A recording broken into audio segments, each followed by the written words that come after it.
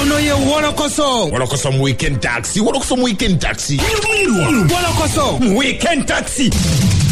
Savugidewa ani gwe bakutenani ani yakumenya ukani yonna mu Wolokoso. Wolokoso Wolokoso Wolokoso Wolokoso Wolokoso Wolokoso mu weekend taxi.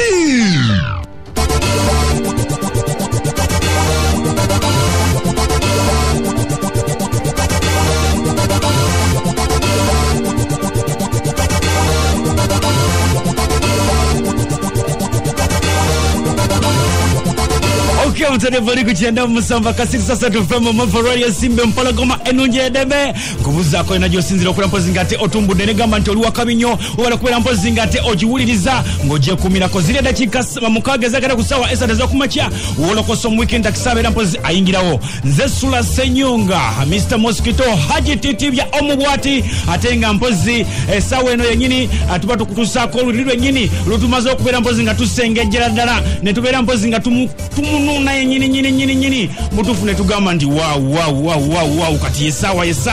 mpoza ate tubere mpozinga tukuwa bulungi ekintu kyenyini nga tumazo kisengejja ate nkugamba ekintu kimu kyokka ndibobanga mpozi tonna tufuna bulungi nyo kyebase genda bugenzi ku www.afcloud.com oja kubira mpozi nga Wolokoso omusangayo oba kati gwaine simu yo kati mu ngalo jikwate kwate simu yo mu ngalo genda wano jibikule genda wali icon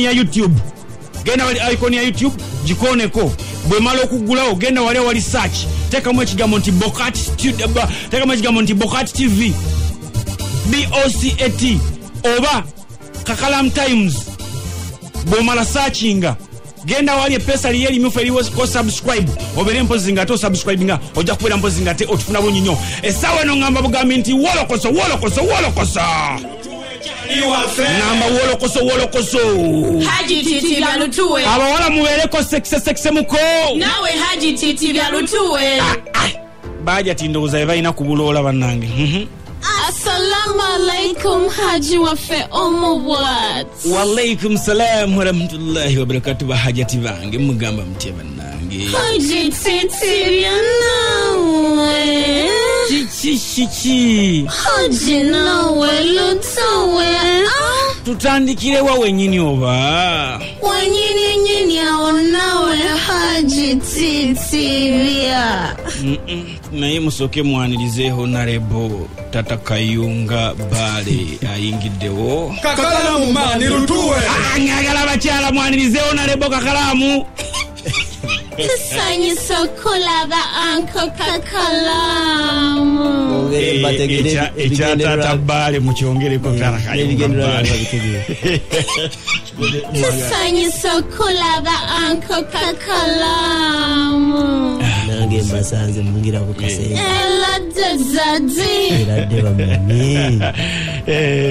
lutuwe bebe mbere tabuse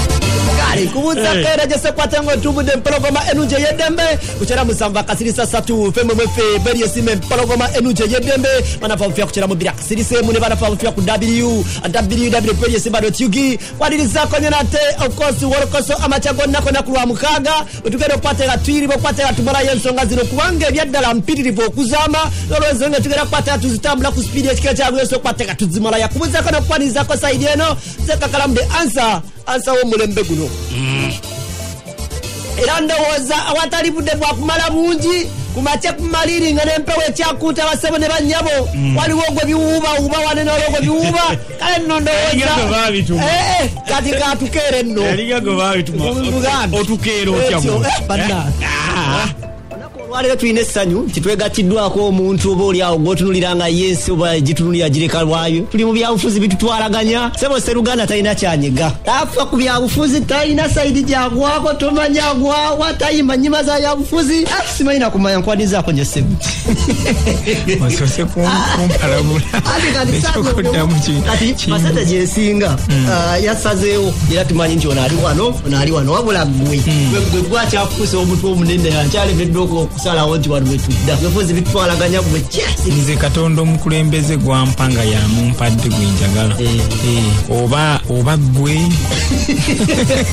asoba ngo Katonda akutaddewo bere omukulembeze waffe anatutwala obulungi kyetumusaba kimu alimetuwa mukulembeze anaba mubi owaye abali kulokosa bagalo manya tulina ani ono amanya bampita David Lutalo bitambula bita David mukama mulungi igamba bita muganda omwaka tugutandise 2020 tenanya okula mawulire by the way era kulabika labiko beera busy nnyo sagala nnyo kulabika nga sina nsonga oyo ofuso kubeera common just obeere n'ekirungi n'obeerawo ng'olina ng'olina kyogenda waliwo ekintu ekirala kyolina basimanya obwoki teranye sinkana abayimbi abasinga nga buli muyimbi wogenda omusinkana booti abalina kosagira mutambulirako naye wuunya Lutalo ajja atya nga buli omuntu oza kumuzinda alabeera kirimu ekabikwekirimbu njagamba nti singa abayimbi bonna badde eri Mukama oba oyimba gospel oba toyimba gospel ekyo tekimatalinga naye okubeera ng'olimu embala etya Katonda bingi byetwerekereza nga naffe twandiyagadde oba oli awo twandibadde tubikola nogamba nti nandiyagadde okuboona nvumi nogamba of course zibaawo naye nogamba kulwa Katonda kamuleke usanga nange nandibadde munyiwanjaga nandibadde nnyo omwenge nene ngamba waayi kulwa Katonda obutakyama kansigaze bino byenkola ebitono njagala nnyo omupiira ne boxing segana tuli mu kya 10 naye tujja kuvaayo tuddeko nebamu tusobe tukwateko ku ishu ya Chosen Beck mutangaze kubatuuliriza naddala abakuwolokoso wano Chosen Beck yali mu The Hairs Chosen Beck yali nga anda Lutalo nga yo omuyimbi Chosen Beck teyali mu The Hairs though kubanga yalina fetwa nze nali mulina ngambe watu naye nga alina manager we ali ebbali era mu The Hairs yajja n'angamba twagala okukola mu The Hairs manager we konze munakolera sente mmeka nga manager we era twadiscussinga business eri ey'enjawulo otyo ku kino though nga ffe twali twamusigninga still kakati naye mu kujja Beck ewaffe yajja kaŋŋambe oba yali desperate nti baali bamaze baliibe yali nabo terminatinga contract abruptly kyagwawo bugwi nga talina kyazzaako najja naŋŋamba kuba nali nakamumanya mu myezi okubeera mukwano gwange mwezi ng'ebiri ng'ate bambi nkaagala nnyo kayimba bulungi nnyo kati bwe yajja ne muganja kukwasizaako akabanga bw'oneetereza okoleki nga bumaze okwetereza era bwe yeetereza ng'ayagala kutambula musaamuka enyanako nekibeerawo guno omwaka ogwedde n'omugaa agenda twamulekera project empya kayimba akapya bakayita kyosaba alina kano akapya keyafulumiza akosikaffe twalinayo akabodi akapya ndoza tanakata akosikange naye nga I think noza mukolagana naye simwina obuzibu tenakatona era mwagaliza mirembe na mikisa anyway waliwo oluyimba lutwayise ensi video yafuluma neshokinga everybody ng'otuula ku TBC tekukanga mukola ebintu byotulya wansi omusayi nze naguba kubanga bw'ofulumya video ezimu ebiseera ebisinga buli ogifulumya abantu bagamba Lutalo waffe ayinza okuba afunye ekizibu bulabula ofuna ekizibu n'okunyonyola abantu kino tekyandiko tekibaddeeko naye twalina okulaga ekituufu ekiriwo nti ekituufu bannayuganda twatandika okutiŋŋana mu ngeri etali ya bulijjo bannayuganda tuli abantu abakatonda ensi eno ya Katonda ensi eno okusinziira ku bijirimu n'emifaanana yaayo n'embeera yaayo eraga nti nsi ya Mukama ffe akasana tukafuna mu budde kwegamba buli kimu kirungi abaana balaba ne bagamba mu butuufu ekyo tekirina kuba bwekitu bajjamu kiyeekyo emesagi obadde sikulaba kirina kubeera bwekitu tugere ku show olunaku 31 mwezi guno gwennyini ya January ono genda kubeera Friday ndowooza 2 ekinene nnyo olunaku tugenda kubeera Friday ku Hotel Africana wali mu parking nawo mirundi mingi nakakolerawo infact nakolerawo emirundi 2 cricket over emirundi 2 guno gwakusatu ndowooza ku Africano bagwa kuna ku bibiri yo wava okunda ku cricket over yeah. So abantu basubire omuyimbi omulungi ku stage agenda okubakuba ennyimba hit ku hit buli kayimba agenda okubakuba ennyimba nani stop tewali mboozi kubanga professional yange kuyimba sikunyumya kati kakalamu wana twetagisa emboozi ng'otyo ng'ojjango obudde kana wali ku stage awo ku Africano obeera oli mu kukola kati awo naye osibire olinamu ekirozo ky'okuwumulamu emyaka egyo njagala bwe mpeza emyaka 4 ngenda kusala peesi mbere nga nyimbako Muzeeyi Lutalo agenda kubeerako kuuku sigenda kubeera kweri sigenda wotandise olugendo luba lutandise olwo ntandise embeera ne show yange emu eriko kuyimba nnyimba kola biki emu nga si byakutambula eno n'ogenda eno era bannange tulina ennyimba tugende ensi ariko nyene olulala ate era nga bwe nali ngenda mu concert eri ewedde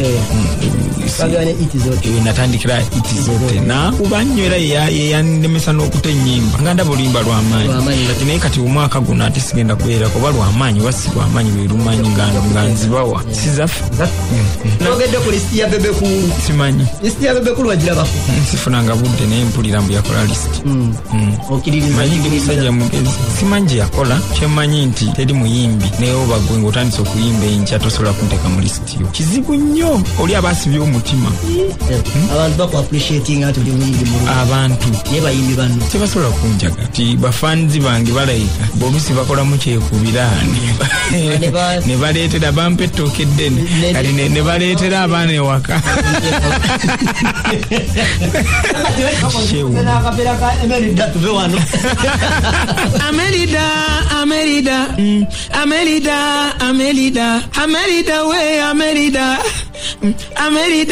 Amelida kakola skali simple just we got a double kick ya lady akume amina akume mkama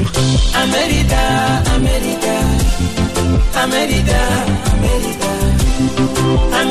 we Amelida I love you Amelida I want to marry you Amelida ono ye wolokoso mu weekend taxi ennaku eri mu ndongo olaba Muzeeyi Lutalo akeera oba Ivan amujje mbulira yake amugambye teri kwebaka olwaleero kubuuzizaako nnyo ako Eddie Sendi ku Dembe FM kwatu atumbudde agamba atya akwali nnyo aya ayina n'ensuwa wota Eddie tayina bizinesi gyatakoze wano nga tusembereya mpozi omwaka 2020 mugumu naye nga wadde tuli mu 2020 kati wano buli muntu kyekiseera yesettinga abeere mpozi ng'anoonya ku ngeri kigyalyamu kasente k'ebyobufuzi anti bangi beetegese okubeera nga bakuba kampeyini nga bwe bazinoonya balaba at least baleme kuviirayo awo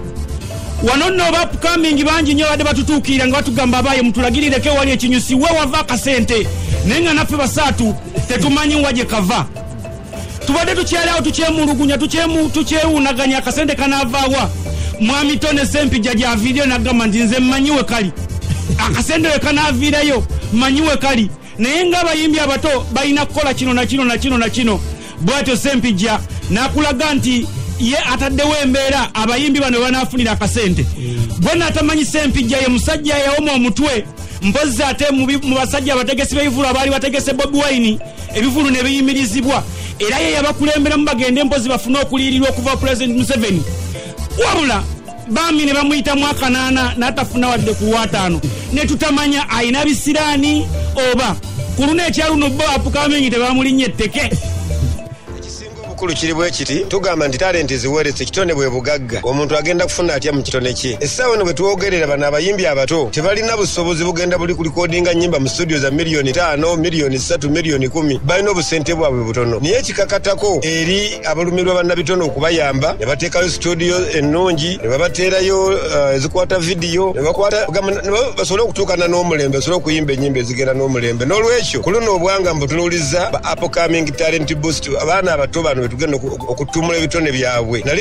nakwasaganya abakadongo kamu ne bafuna bulungi project mwagimanyo kino kiggwa nenkwasaganya bapromota ne bafuna bulungi yo project neggwa nenkwasaganya asajja babawunsazi mwawulya bulungi Jerusalem sali abawereza ebukadde 10 ekyo ne kiggwa kakati kyennina mu ggwanga kigenda kuba kya upcoming talent boost 2020 omuntu agenda funa atya mu kitone kye ab'Nakaseke bo twabamaliriza dda tubaterayo nata Nakaseke Talent Association kakati ku Sunday no nga 19 ngenda Kasanda nange nyangene twe babayimbi abava mu Guleta bukuyo mu Kasanda ddala abayimbi be Kasanda bantu badde n'ekitone babulamu ki tulina kubayamba tutya ne bannabyabufuzi bano abagenda ogenda nga bayimbisa abayimbi baffe abatennyimba nga tebafunyeemu nabo twagala tugamba abayimbi temuyimba kintu nga temugenda kufunamu oli bw'abakuwadde ssente akuweere ddala ssente kubanga ojja kuba oyimba ekintu ekigenda olubeerera kweyagala olabe ng'ofuna mu kitone kyo naye tokkiriza muntu kutyoboola kitone kyo kyonna ky'olina kubanga tukirabyeko ng'eriyo n'abayimbi wano abali ku 0 kati essaawa eno nga be bali ku nnamba emu waggulu so tulina okuteekateeka abaana bano tubateerewo ebikola tulabe nga basobola okufuna mu bitone byabwe nze Tone Sempijja national coordinator era kino nkibakakasa ngenda kuvaayo okuwagira buli muntu yenna agenda okuwagira bannabitone aya national coordinator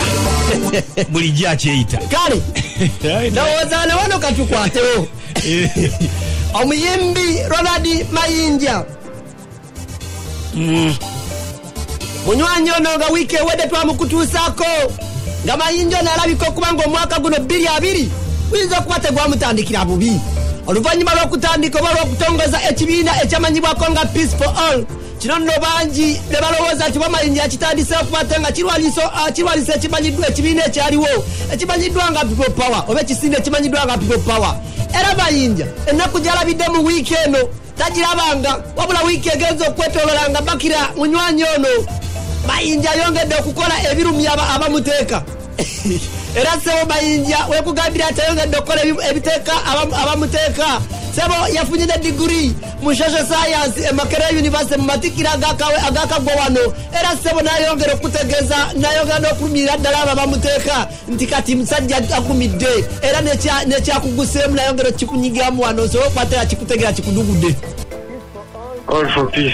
Mukulu yoga. Amina tebu. Tubasanyufu okubeera nti omaliriza emisomo. Bane mwebale kunsabirako. Bananga bawuza Radio Simba sanyusa okuba ku Radio Simba wano. Program olokoso. Kaakati abawuliriza bandyagadde okumanya okuguse mu ki? Kaakati mu mbeera z'abantu ne mu bibi etwolodde kituyita science. Nga bagamba nti omukulu emisomo gy'avaako gibadde sponsored by State House. Y'ensonga lwaki mulaba adde atandikidde okukola emirimu gya State House. Nebanyange buli kabuuze nakafula ka byabufuzi nze nnyinza okugamba nze nadda mu ssomero tomedde ebbanga ddene nga neya Peaceful tezinnabaawo akasente mbadde ntola kange era n'ekibiina kinyini nenyingira golden kyatuka nekyemulugunya ti obulumu obudde kusibubawo akasente kabadde kange omuntu emyaka 3 gyomala emakerere oba osobola okuba nti tosodde miliyoni nga 6 akati osobola kungamba ezo sente osobola okuzifuna ebisoma obusoma nga mpeerera n'abaana ekikyabulinga nkana ekikyabulinga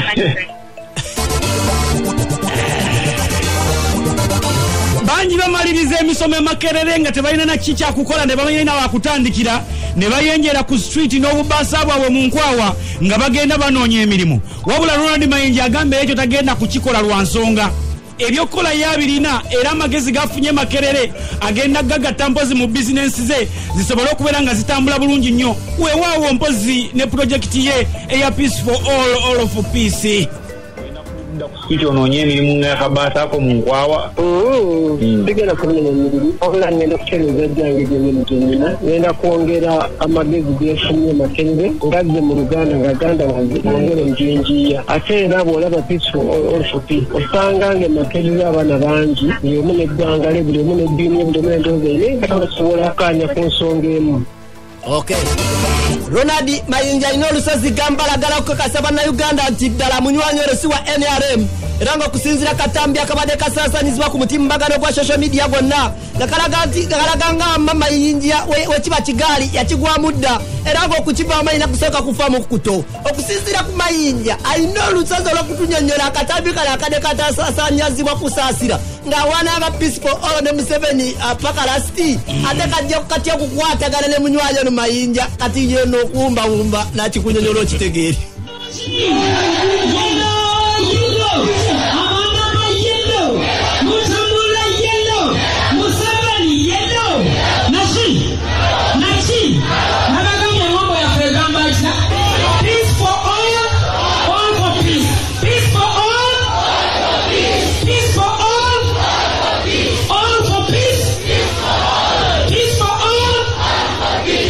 you.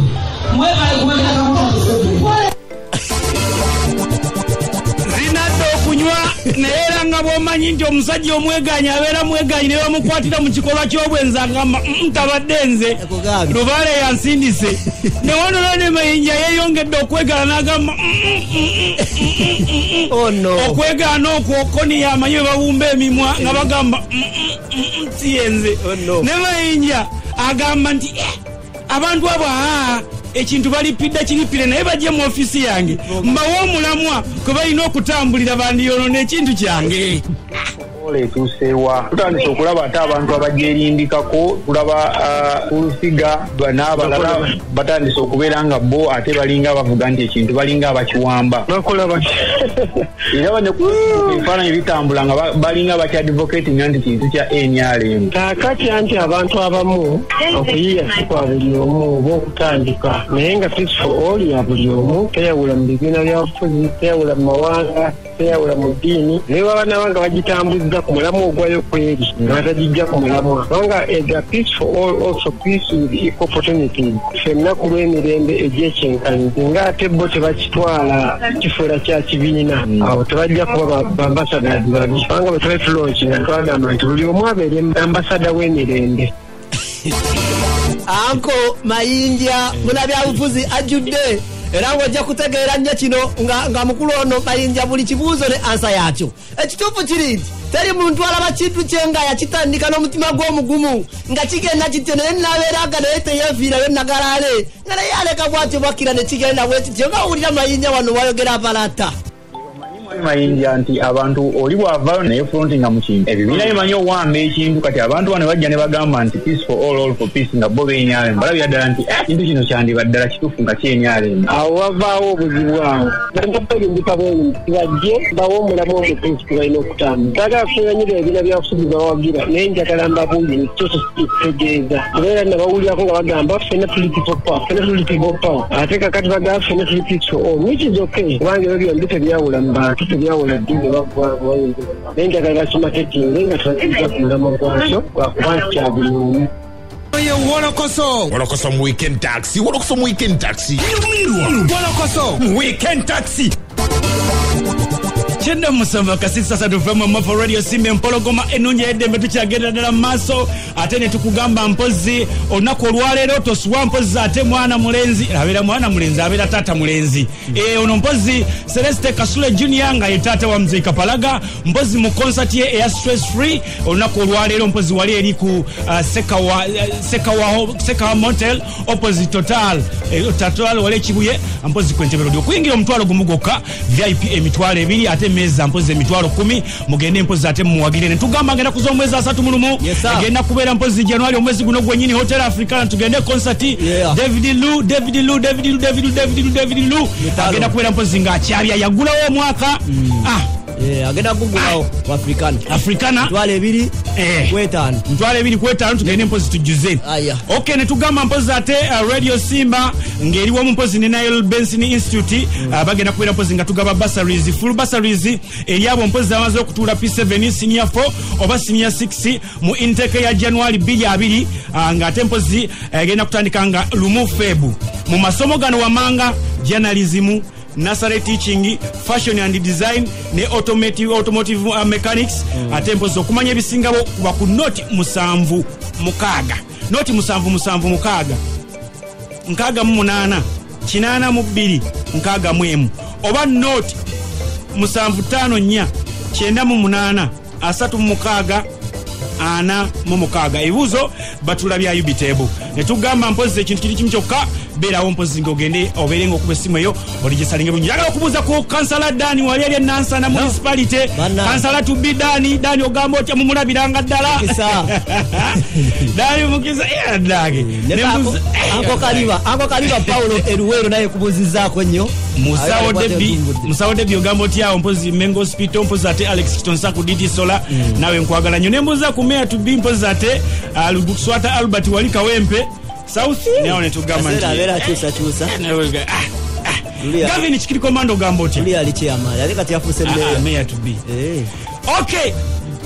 omwaka oguwedde gwa 2019 mpozi mu mwezi ogwa Novemba gwali gugwako bwatyo President Museveni yalonda mpozi ba President Advisor ab'enjawulo okuva mu ghetto nga mpozi muno mwe mwali Catherine Kusasira, mwe mwali Buchaman, mpozi ne Jennifer Fulfiga.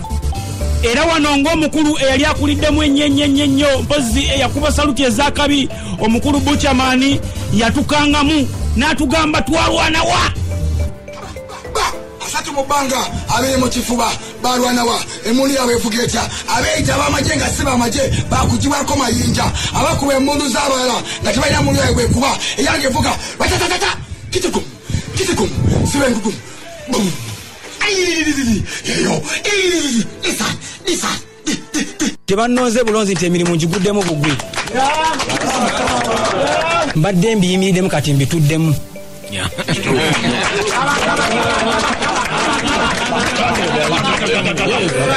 Ntebe yeyantuziza mu ntebe nze ghetto president ekitiibwa kye bampadde kyalumya abantu bangi n'okusingira ddala bali mu byobufuzi nze siri munna byabufuzi no rastaman is a politician enviiri zange singa sizirina ekifaananyi kyali kigenda kukyuka eri bantu ba ghetto ndese enkulaakulana mu ghetto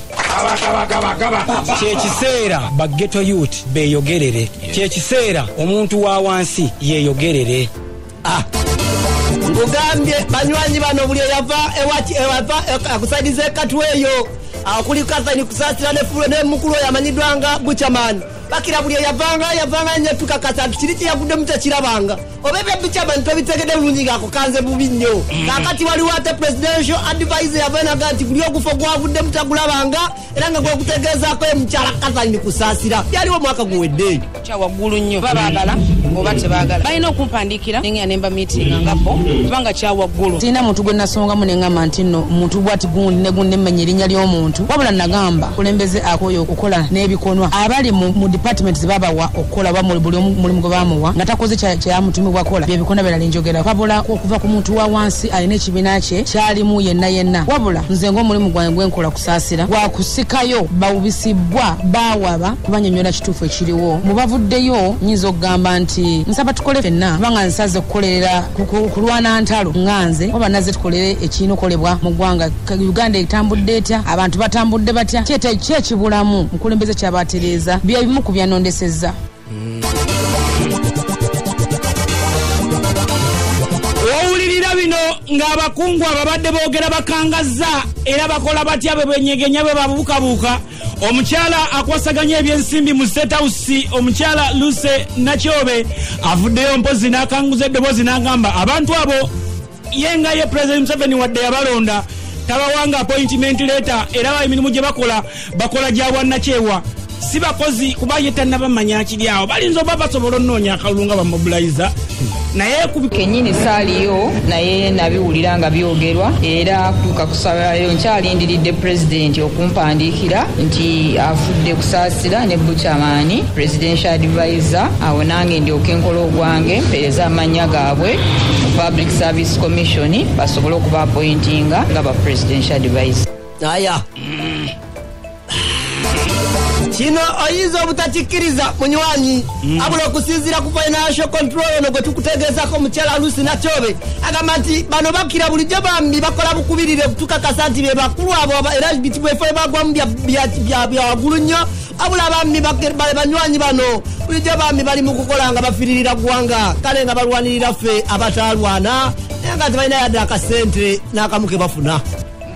kino bakolanga ba mobilizers era nga bwe baali basangibwa nga bamobilizinga president yabasanga Katwe nga bamobilizinze abavubuka abakatwe ab'omuggeto era omulimu ogwo bakyagukola nga ba mobilizers naye nga officially tebanaba kubeera appointed full figure naye president yamuwa gw'okumobilizinga abavubuka mu Katwe era naye n'amufunira office gyalimu gyaddukanya obwa mobilization e Katwe naye nga naye tannaba kufuna official appointment tetubasasula ssente yonna bakyakola omulimu gwe nandigambye ogwannakyewa bakyakolera bulungi bwa ggwanga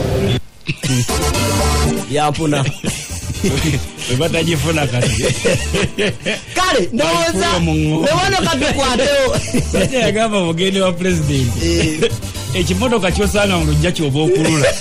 otakulula ekyo Allah tamale yayogera kale ebbanga eritali lya walako wagezako neno tukuwa omukyala amanyiddwa nga Namutebi Silivia abangi gwamanyiga Mamafiina yawe yakera ku machampion Entebbe yatuzibwamu eyokukulira abasawo b'ekinnansi mu ggwanga mu mwaka gwa 2014 nga bwe yali emugiddwako omukyalo ono yategerekeko nga Ssenga Kulanama nabwekityo bangi kyebatategeera nti oba lukyava kutya kubatenga omukyalo nagibwa mu ntebe eno era kusinziira ku Mamafiina yasigala yeewunaganya agamba ti kyekyabaawo bakira nga Ssenga Kulanama entebe agiwambye naku lwabadde lwa Mande lwa wiiki eno twageza okutyanga Mamafiina mwetegefu nnyo okubatenga entebe yamugibwako emyezi kati abadde abalira ddala emyezi 5 miramba nga Mamafiina sebo ennulwero gyogeza kubatenga owulira ngeyaniriza ye ng'era nga sebo adda mu ntebe ye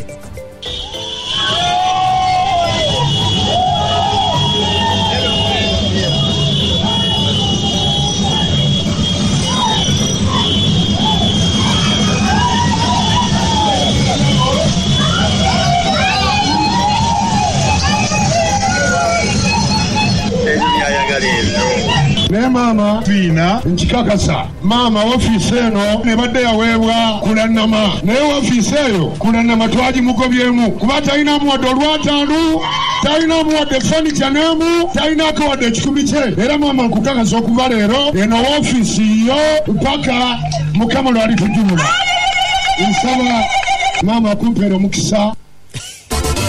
Luno olutalo lwa ndege ezinasinga okunyenya ze zinawangula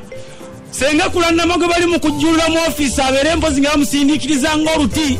agamba sijja kuvaamu. Mamafiina oba ayagala oba tayagala nze pulezidenti genero oba mu mayembe oba muki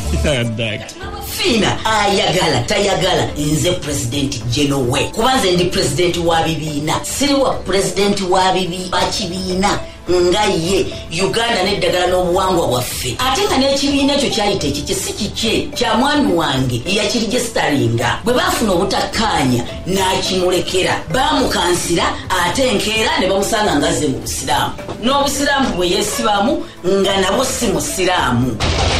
mukyala amanyiddwa asinga okuwoomerwa embizi wano mu Uganda alya kiro 5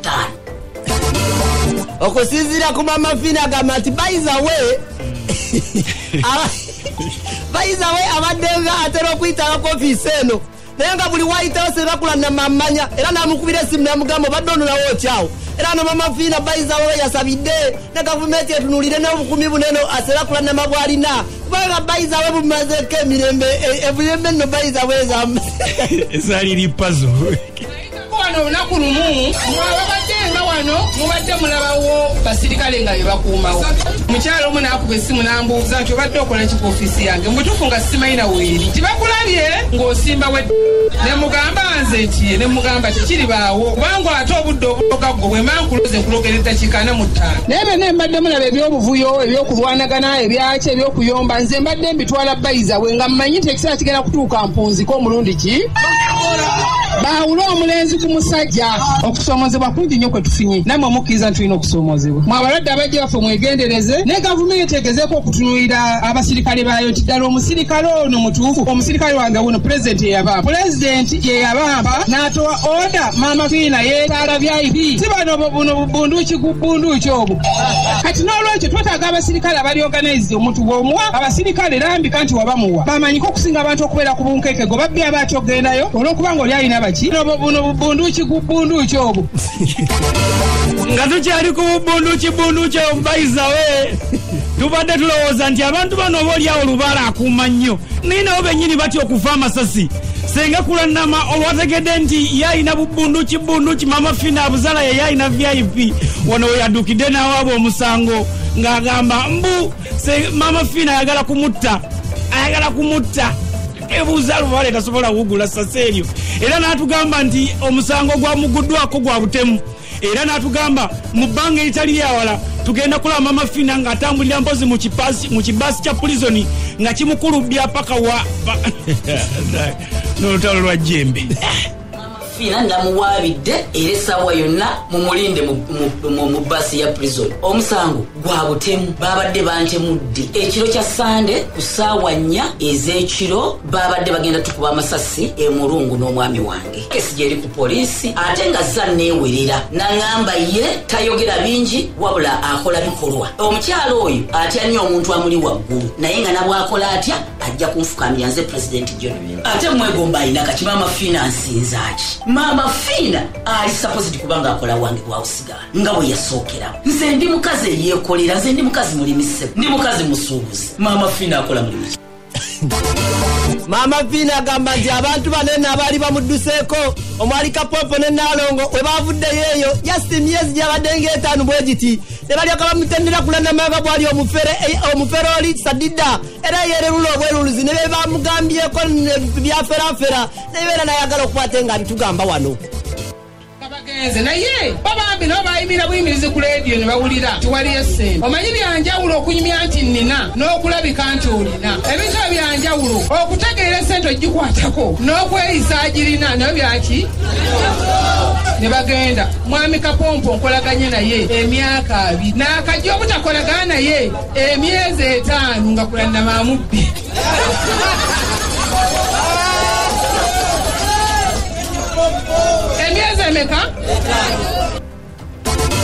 Mwami Kapompo ayogerwako nga mpozi ono munywanyi nnyo wa Abdul Bukoza Kadima ngera eyagobeddwa okusinzira ku Ssenga Kulandama agamba yamugoba lwa nsonga abadde apepeya ne muka munne. Omukyalo oyo gw'omanyi Nalongo gwe walaba yali metroni wa Ssenga Kulandama mbw ate mukyala mufumbo mu bufumbo obulala naye babadde bapepeya ne Kapompo nga ye mukyala Kulandama kimuluma nagamba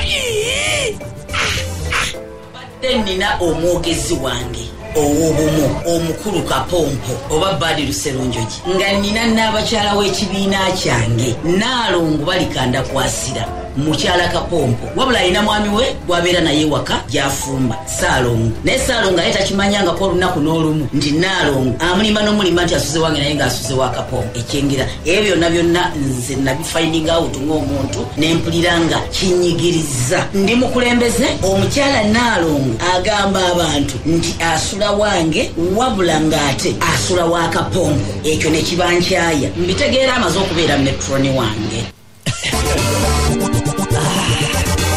Naye ndowooza wetwogera kuba oliawo atabula ababiri baneno wetugamba Ssenga Kulandama ne Mama Fiina alabika okubanga yamukulono Kapompo sako ne Nalongo Kulandama sako ne munabawuliza Radio Simba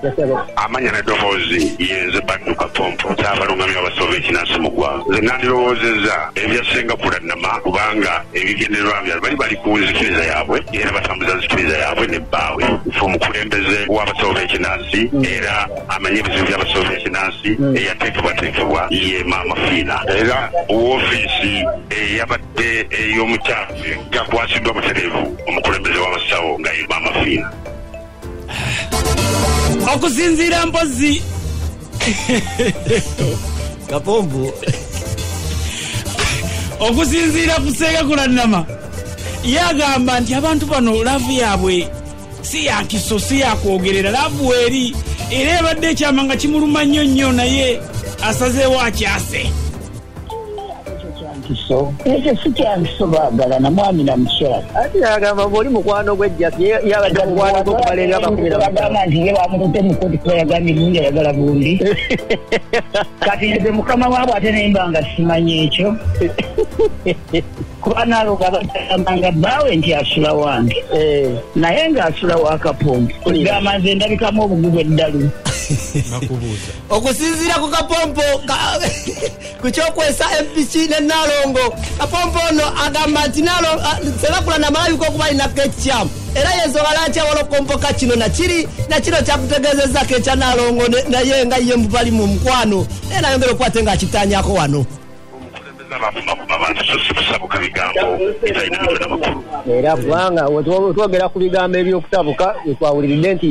gwe mwali naye mu kutongoza Mamafiina Nalongo nti ate muganzi we ebyo bigambo nga bigambye nti asoboka ebigambo Nalongo gwayogerako Nalongo ayina bba ate nze mbadde family friend myaka 17 okuva ku nnyina azaala omukyala Nalongo wamu ne nnyina azaala bawa Nalongo nze ntambula nabo emyaka 17 nze kulannama ndabidde emyezi 9 kakati ndaba nti ekyokuyiga kusabuka nange okusinziira mpozi ate senga kulannama agamba abantu bano batandise kwegaana nga beegaana mu lwatu olaba beegaana n'ekyokubagoba agamba kati abakozi be bonna agenda tainga kubabeera nga abagobera mu kamera lwa nsonga bw'abagobera ebweru wa kamera batuukeyo ne beegaana olaba beegaana okubeera nti beeyagala bategeeza Kapompo bwe namugobye Kapompo teyeegase ku Mamafiina wabula ekyamututteyo busungu yanyize n'asalawo yeegatte ku Mamafiina ate kino abakulembeze bange mwenna mukimanye ngenda kutandika kubagobera mu kamera buli anaakolanga ekibi kuba bwe sibagobera mu kamera muvaayo ne mulimbalimba ensi nti mwe munvuddeko nga munzudde nti ndi mufere ne mwegatta ku Mamafiina okusinzira Kapompo agamba nti kusenga kulannama naye atayise omutiisatiisa ng'agala mumiza omukka omusu wabula agamba nti kyaba yeerabira era abatayagala genda butabika nga senga kulannama abe kyaba ayinza okuba ate nga taddamu kulowoozaako yentebe gyobaoliawo akyaddamu ogituulamu nga bakukakasa wano ekyokutisatiisibwa kyo kiza kibeerawo nga bw'omanya nti omuntu agudde mu mazzi ayayaana okufuna bwakwata naye nga talina wakuzibe eyo nze ndaba si ensonga ate nesenga kulannama takyali nsonga ku ggwanga lino kubanga n'ebigambo byayogera biraga nti yeetaaga okuba tebutabika si mukulembeze anti yatugamba nti kamukirize kamugaane ye mukulembeze omutuufu otambula mu kkubo n'osanga eyeyambudde ng'akutte amayinja nga gweyambadde engoye gwayita omulalu naye nga gwoba omulalu oba eyeyambudde yaba omulalu okusinziira ku bantu bano bagambye entalo za lubaale tujja kumanya ani alina empewo ani atayina nga nabalabika okuba gye bali tebatudde okusinziira ku Kapompo agamba teri lubaale akwata bakazi bakulu ba myaka 6 kati nno gwe awalina amanyi myaka gyasenga kulannama Kapompo agikuwadde mukyala kulannama azanya buzanye katemba teri mpewo zikwata wa 6 teri akuna kubanga Ntebe lwaki temumuzzaamu ne muva mumweyembeera buli omuntu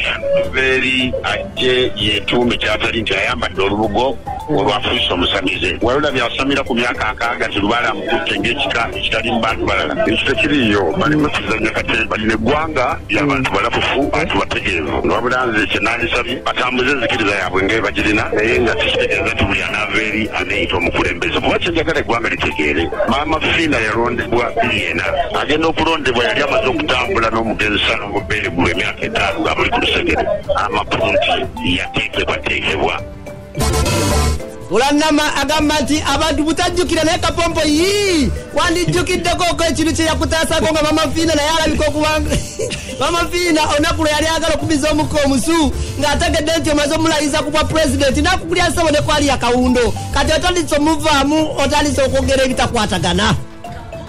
nakwata emmotoka yange eya Harrier gyavuga eya black nenjimugabira nga ngamba nti Mamafiina ayagala kumuttira ku bodaboda nenjimuwa nemugamba oli mukulembeze wange atanyangwira gwentuma buli wamu nemugamba emmotoka yeyo givuga naye agenda agamba abantu nti nayo nagimuguza simuguzangako ku mmotoka Kapompo nagenda okumwetegereza nga ye musawo atalina na ssabo atalina kiggwa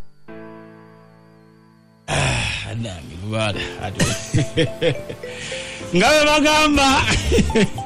buli mwana olunaku lwayo akugambye Mamafiina ne pengepenge ne wano senga kulannama naye ebyo bitandise okwononeka nga bantu batandise okwesowolayo nga bagamba omukyalo ono yabafera ssente nga bwagenda okubeera nga abawa basarizi era bali wano bakubye omulanga kasabalaye ku Mamafiina ng'osanga yanaaba omununuzi waabwe ye Yesu waabwe nga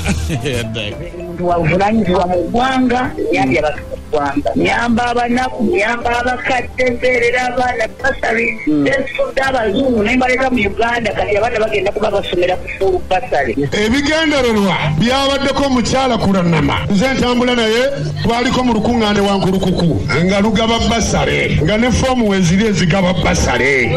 naye nkulayirira mu be bawandiisa ku basale bakaaba buki we muli oba temuli wa babasale mujje wa maama kubonyebonya ekimala mitwalo 3 abamu fe batujjako emitwalo 3 ewankulukuku netuwonyebonya ekimala za basale netuwonyebonya ekimala naffe tukoye soyo simanyi kulanama wakako nawetukulaniwe banekututuukirira webanekutulaba ono ye wolokoso mu wiki bale tutukirira mama wakazisenga kulanama oyakuba omulanga kuwuzizako nation lemon starboy ekireka nga nekwatao tumude mpola kubenu njedemene Alex ku Spark TV omusajja wange njala obuuza ku bayidayi ku musajja ku Spark TV ayogerera ku firimu atwagala nnyo bamuyita VJ MK Kisule agamba ati MK Kisule mbuuza ku Mina Height ogamba otya Bobby Tesavune nankulabye nembuuza mpozi ku Walusimbi Hamidu wali eri mpozi ku Taufiki Primary School mu Junza Kyankwanzi abaana be bali kubeera mpozi nga bakola bulungi nnyo nembuuza mpozi ate ku Walusimbi Moses Ekawempe ngobi kankunoonye tugende maaso aya olunaku lwabadde lwajjo basebe ne bannyabo wabaddeyo show eyabadde ku Freedom City eya mwana muwala Spice Diana yes naye tetugenda tunula nnyo ku byabaddeyo ebirala nnyo wabula aliwo omuzeka tegukulidde eddala naffe tetunyumirwa kuba ate nga buli olukya wabeerangawo esitole gye tuleeta ati guni bamukubya obucupa si bwe tufuniramu wabula twagala soke tukuweeko kino ekintu nga Big Eye alajja nawo nako egi yalinye ku stage nafuna ekizibu kyekimu kyajjize nga afuna nga bamukuba obucupa era kyabadde olunaku lw'ejjo operation kugoba bafere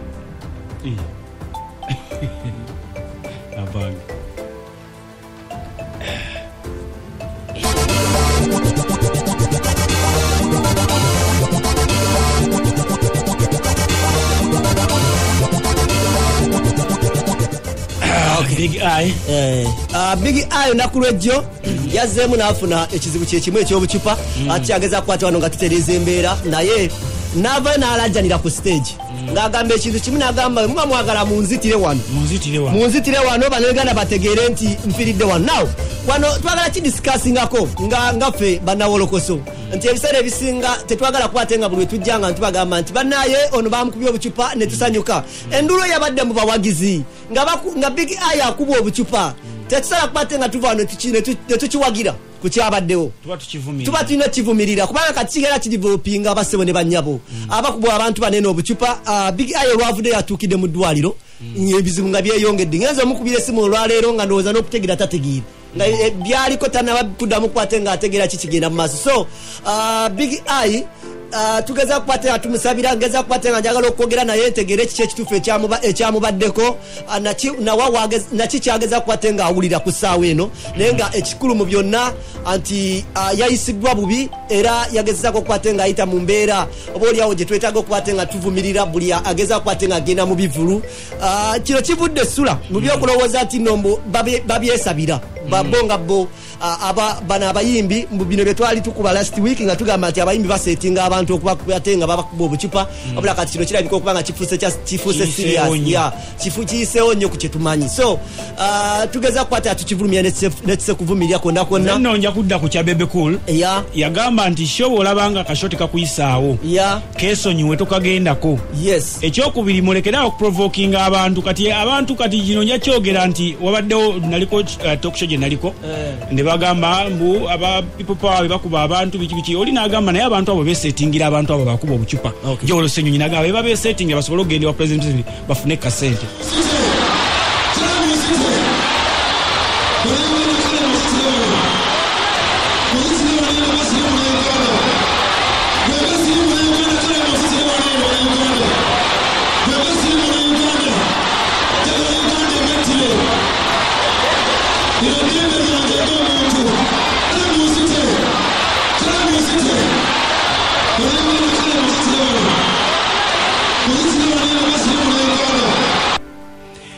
Bebe Kulu yagamba weesonyiwe shongo olaba tekuyisaamu. Naye Spice Diana sisuubira nti yadde temuyisaawo. Kubanga bamukwano naye abantu boogendamu. Spice Diana tali nnyo byabufuzi. Bala age group gy'ogendamu ssebo.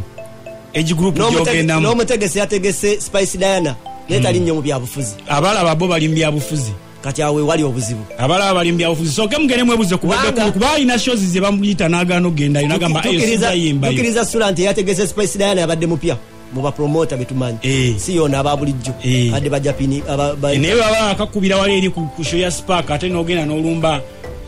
gundi endala n'olumba endala ng'olumba anyway ekikulu mu byonna tusabira Big Eye odde engulu kubanga olabika okubanga tonna bakudda ngulu naye tukusabira so kwate ng'otereera n'okuvumirira ekyo ekikolwa ekigenda kidevelopinga mu bayimbi baffe kwati kyabeetaaga Choka, you guys, get serious. Hakatorambula kasawedeo. Nesawedako mjikole namwe.